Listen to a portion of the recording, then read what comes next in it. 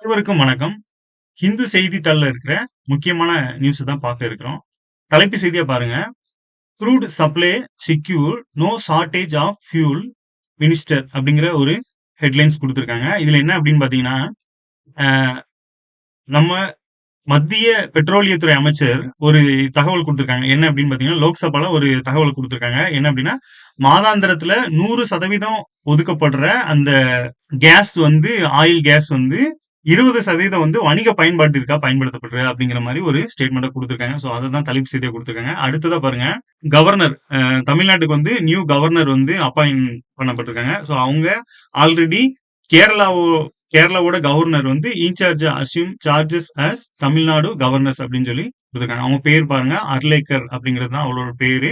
So Kerala governor Rajendra Vishwanath Arlekar who was appointed by President Draupadi Murmu to discharge the function of Governor of Tamil Nadu assumed his office on Thursday அப்படின்னு சொல்லி கொடுத்திருக்காங்க. So புதிய governor பதவி ஏற்றிருக்காங்க. So அந்த செய்தியை தான் கொடுத்திருக்காங்க. அடுத்ததா பாருங்க, யுனைடெட் நேஷன்ஸ்ல வந்து ஒரு ரெசல்யூஷன் பாஸ் பண்ணியிருக்காங்க. So India co sponsor UN resolution condemning Iran அப்படிங்கிற மாதிரி ஈரானுக்கு எதிராக ஒரு கண்டன தீர்மானம் ஒண்ணு யூஎன் வந்து ரெசல்யூஷன் பாஸ் பண்ணியிருக்காங்க. ஸோ அதை பத்தி ஒரு ஆர்டிகல் வந்து உள்ள கொடுத்துருக்காங்க. பேஜ் நம்பர் 13ல இருக்கு. ஸோ ஹெட்லைன்ல ஷார்ட் ஃபார்மா ஒரு நியூஸ் கொடுத்துருக்காங்க. அடுத்ததா பாருங்க, new supreme leader of Iran vows to keep strait of Hormuz shut அப்படிங்கிற ஒரு நியூஸ்.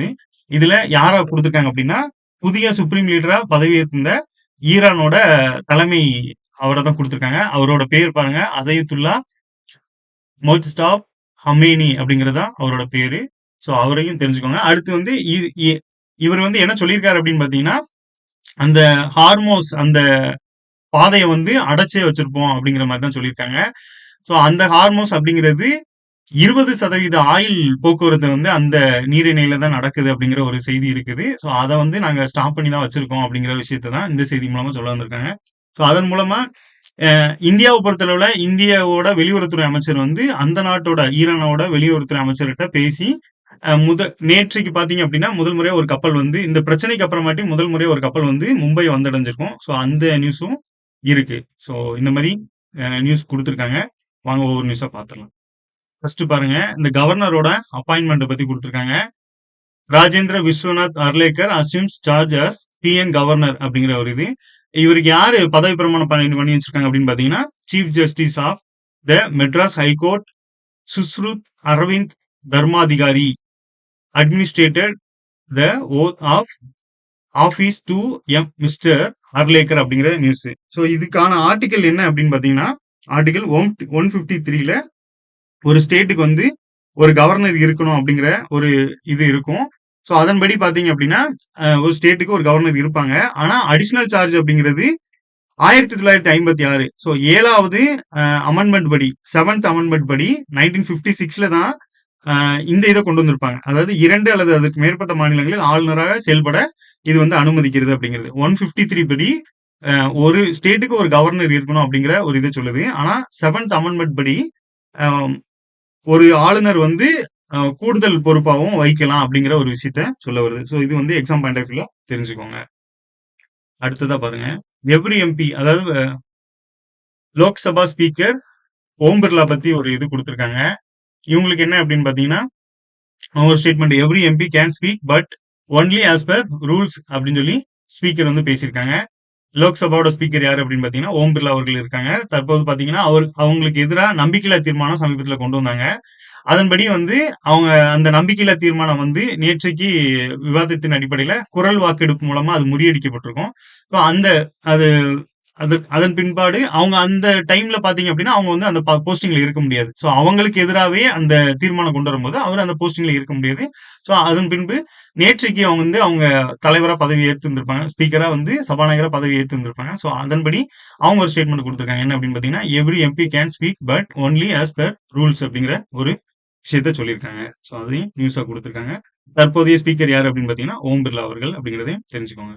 அடுத்ததா பாருங்க, இந்த யுனைடெட் நேஷன்ஸோட செக்யூரிட்டி கவுன்சில் கொண்டு வந்த அந்த India co sponsor resolution passed by United Nations Security Council against Iran அப்படிங்கிற ஒரு நியூஸ். இதுல முக்கியமா பார்க்க வேண்டியது என்ன அப்படின்னு பாத்தீங்கன்னா, இந்த செக்யூரிட்டி கவுன்சிலை பொறுத்தளவுல பெர்மனன்ட் பெர்மனன்ட் மெம்பர் அண்ட் நான் பெர்மனன்ட் மெம்பர்னு சொல்லி ஒரு 2 பார்ட்டா இருக்கும். ஸோ யுனைடெட் நேஷன்ஸால அங்கீகரிக்கப்பட்ட நாடுகள் அப்படின்னு பார்த்தோம்னா 190க்கும் மேற்பட்ட நாடுகள் இருக்கு. அந்த வகையில இதுல செக்யூரிட்டி கவுன்சில்ல அந்த 5 பெர்மனன்ட் நாடுகள் எதெல்லாம் அப்படின்னு பாத்தீங்கன்னா பெர்மனன்ட் கண்ட்ரிஸ்ன்னு சொல்லி P5ன்னு சொல்லுவாங்க. அந்த பெர்மனன்ட் கண்ட்ரிஸையே P5ன்னு சொல்லுவாங்க. எதெல்லாம் அப்படின்னு பாத்தீங்கன்னா China, France, Russia, United Kingdom, United States. So இதுதான் வந்து அந்த செக்யூரிட்டி கவுன்சில் இருக்க பெர்மனன்ட் 5 கண்ட்ரிஸ். ஸோ இவங்களுக்கு தான் வந்து பாத்தீங்கன்னா வீட்டோ அதிகாரம் எல்லாமே இருக்கும். ஸோ அந்த வகையில இந்த 5 கண்ட்ரி இருக்கு. நான் பெர்மனன்ட் கண்ட்ரிஸ்ல 10 நாடுகள் இருக்கும். அது வந்து சுழற்சியின் அடிப்படையில வந்து நிறைய நாடுகள் வந்து அதுல பங்கு கொள்வாங்க. அந்த வகையில இந்தியா வந்து பாத்தீங்கன்னா 8 டைம்ஸ் அந்த நான் பெர்மனன்ட் கண்ட்ரிஸ்ல வந்து நான் பெர்மனன்ட் மெம்பர்ஸ்ல வந்து பார்ட்டிசிபேட் பண்ணியிருக்காங்க. ஸோ லாஸ்டா பாத்தீங்க அப்படின்னா 2021 டு 2022 வரைக்குமே நம்ம வந்து லாஸ்டா நான் பெர்மனன்ட் மெம்பர்ஸ்ல வந்து பங்கு கொண்டிருக்கோம். நெக்ஸ்ட் பாத்தீங்க அப்படின்னா 2028 டு 2029 வரைக்குமே நம்ம வந்து பார்ட்டிசிபேட் பண்ண இருக்கோம். ஸோ நம்ம வந்து இந்த நான் பெர்மனன்ட் கண்ட்ரிஸ்ல வந்து நம்ம பார்ட்டிசிபேட் பண்ண இருக்கோம். நம்ம இந்தியாவை பொறுத்தளவுல இந்தியா வந்து இந்த பெர்மனன்ட் கண்ட்ரிஸ்லயே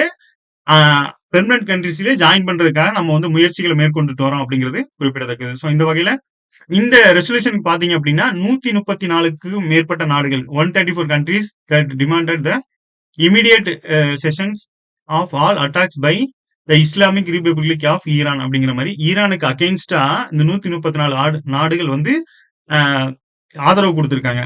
அடுத்ததா பாத்துக்கிட்டீங்க அப்படின்னா இந்த 15 நாடுகள் இருக்கு பாத்தீங்களா, 5 பெர்மனன்ட் கண்ட்ரிஸ் அண்ட் 10 வந்து நான் பெர்மனன்ட் கண்ட்ரிஸ் இருக்காங்களா, இந்த 15 நாடுகள்ல 2 நாடு வந்து எந்த இதுமே 13 அந்த 15ல 13 நாடுகள் வந்து இது பண்ணிருப்பாங்க. 13 நாடுகள் வந்து இந்த யுனைடெட் நேஷன்ஸ் கவுன்சிலோட இந்த இதுக்கு ஆதரவு தெரிவிச்சிருப்பாங்க. 2 நாடுகள் சைனாவும் ரஷ்யாவும் பாத்தீங்க அப்படின்னா எந்தவித பதிலும் அளிக்காம அதுல இருந்து புறக்கணிச்சுட்டாங்க. அதை வந்து புறக்கணிச்சுட்டாங்க. அது வந்து அவங்களுக்கு ஆதரவும் போகல, அகேன்ஸ்டாவும் போகல.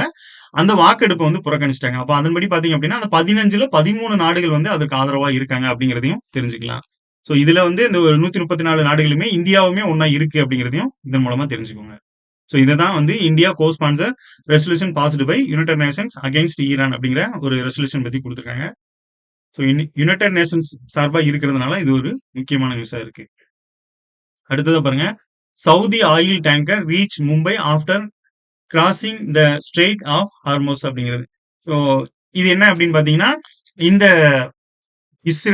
ஈரான் இஸ்ரேல் அமெரிக்கா இடையில இந்த போர் சூழல் நடந்துட்டு இருக்க நிலைமையில நம்மளுக்கு வந்து இந்தியாவுக்கு வர வேண்டிய இந்த ஆயில் எல்லாம் வந்து அந்த கப்பல் எல்லாம் வந்து முடக்கப்பட்டிருந்துச்சு. ஸோ அந்த வகையில நம்ம எக்ஸ்டர்னல் அஃபேர்ஸ் மினிஸ்டர் வந்து அவங்க ஈரானோட எக்ஸ்டர்னல் அஃபேர்ஸ் மினிஸ்டர்கிட்ட வந்து பேச்சுவார்த்தை நடத்திருப்பாங்க. ஸோ அது வந்து லாஸ்டா 2 டேஸ் வந்து போயிட்டு இருந்துச்சு. அந்த வகையில நமக்கான இந்தியாவுக்கான அந்த கப்பல் வழியை வந்து திறந்து விடுறதா வந்து அந்த நாட்டோட எக்ஸ்டர்னல் மினிஸ்டர் வந்து சொல்லியிருப்பாங்க. ஸோ அதன்படி பாத்தீங்க அப்படின்னா சவுதி ஆயில் டேங்கர் வந்து ரீச் இன் மும்பை, அதாவது சவுதியோட இது வந்து மும்பையை வந்தடைந்தது அப்படிங்கிற ஒரு செய்தியை நேற்று கொடுத்திருந்தாங்க. ஸோ அதையும் மென்ஷன் பண்ணியிருக்காங்க. அடுத்ததா பாருங்க, நம்ம தமிழ்நாட்டுல முந்தைய ஆளுநராக இருந்த ஆர்.என். ரவி அவர்கள் வந்து பாத்தீங்கன்னா வெஸ்ட் பெங்காலோட கவர்னரா நியமிக்கப்பட்டிருக்காங்க. So R N. Ravi sworn in as governor of west Bengal. So west பெங்காலோட கவர்னர் தற்போது யாரு அப்படின்னு பாத்தீங்கன்னா ஆர்.என். ரவி அவர்கள் அப்படிங்கிறதையும் தெரிஞ்சுக்கோங்க. நன்றி. மீண்டும் அடுத்த வீடியோவில் சந்திப்போம்.